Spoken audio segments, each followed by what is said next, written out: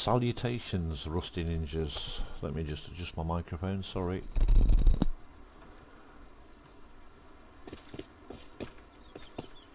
Today we're going to talk about Tesla coils. These have just recently been introduced into the game.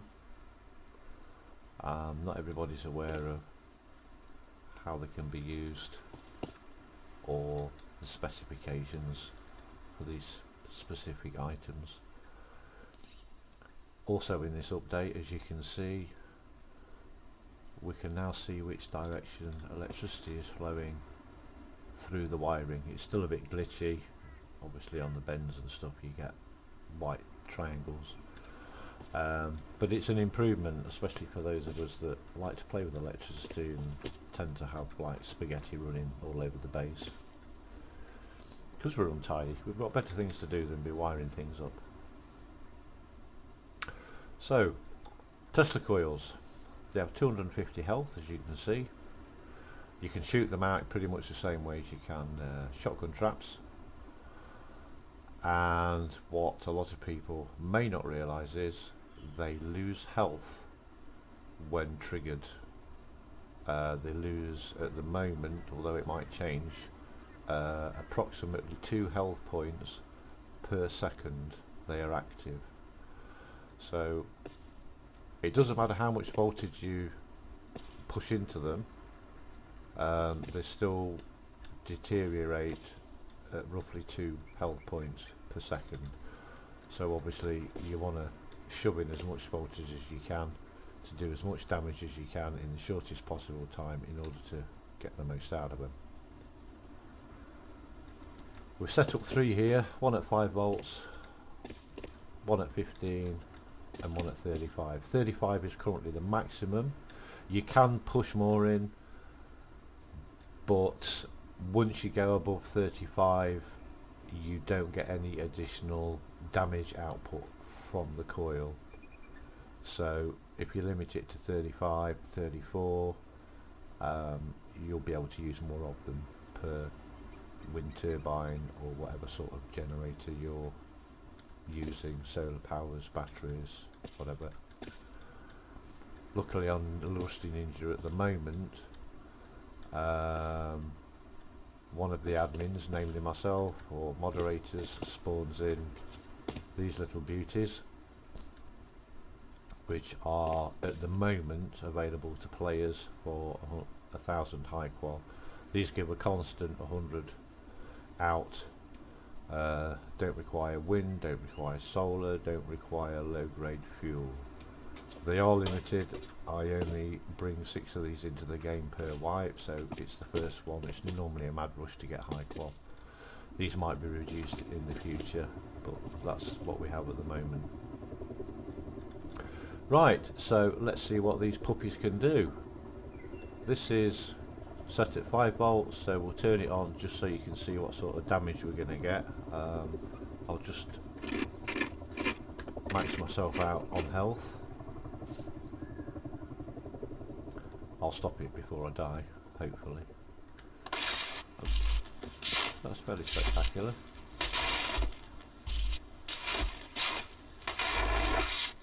As you can see, the damage is pretty much the same as fire. It does slow down movement quite considerably. I'll turn that off there because it's going to take me a while to heal back up.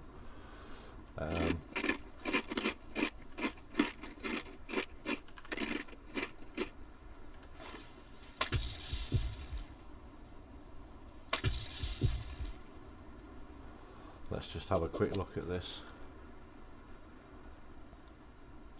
204 health left. Like I say, this is because this is reduced output. This is only on 5, and it wouldn't have killed me in time. So the more you can push in, the longer these will actually last, because the health deteriorates per second of use. So that's 204 health left on that. I'm nearly fully recharged. health wise. Sorry. Right, so now we'll see what 15 volts can do. Ooh, that's a little bit, quick, that's going down.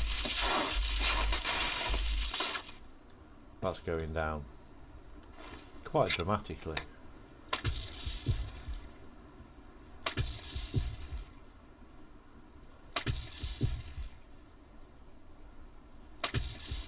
I'll just use a few of these to get my health back up as quickly as possible. 239 health left, which is pretty good. I mean, that would have been over 230 health left and I'd have been dead. That's 204, 239. So this just confirms that the deterioration rate of these is per time period that they're in use, rather than the actual amount of power you put through them. I'm fully healed, so not looking forward to this one, but it's got to be done. I'll only keep it on briefly. I don't particularly want to die and start editing this video, so here we go. I'll try and step back so that you can see the actual effect this has, but obviously that doesn't quite go as planned.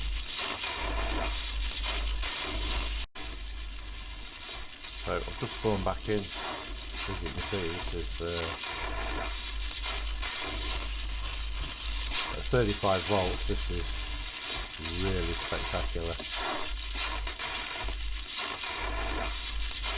Wow,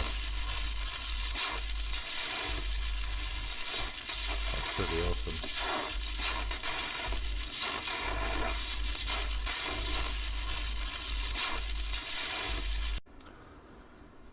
Well, that was quite spectacular. There wasn't a lot of health left by the time I got back here, only 9, but that would have had almost full health when it killed me. It would have had probably 240 plus health left, as against this one. Yeah, that's probably about right. So 35 is the way to go if you possibly can. Kill them as quickly as possible. Now, the problem we have with using this as a trap, because officially that's what it is,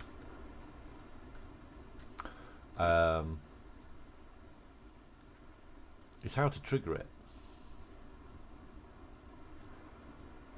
We can use pressure pads with a rug or a bear rug over the top that'll zap them as they come in a base. One of the other options is to use an auto turret. These require 10 electricity to power. There's no switch on this at the moment, let's just turn it on. These have various outputs now. An output for no ammo, an output for low ammo, and an output for has target. As you can see, I've actually connected the Tesla coil up to this has a target. When I turn the turret on, I'm actually authorised on this turret, so nothing's going to happen.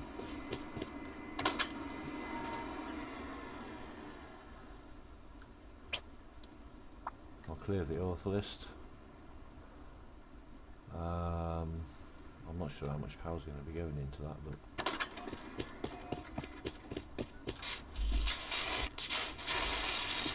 as you can see, the auto turret's got me. If I sneak round the other side, you can hear it's not firing at the moment because the auto turret does not have a target. There's the turret.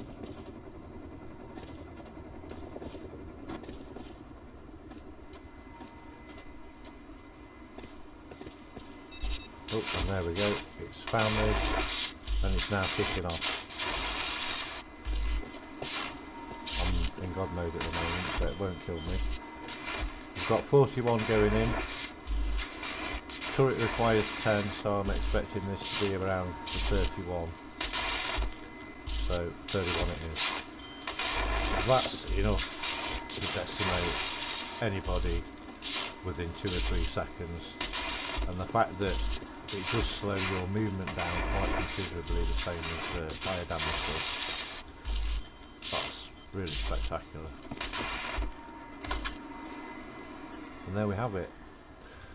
You could use it on the has target output, or even as a supplemental, maybe use it on the low ammo. Stick the Tesla coil between a couple of boxes in your loot room, the same way that you'd use a shotgun trap. You could have the turret firing, and when it starts to get low on ammo, if it's being baited, it'll trigger the Tesla coil and your intruder's dead again. And that just about wraps it up.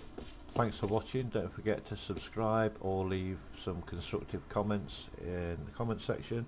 Thanks for watching. Bye for now.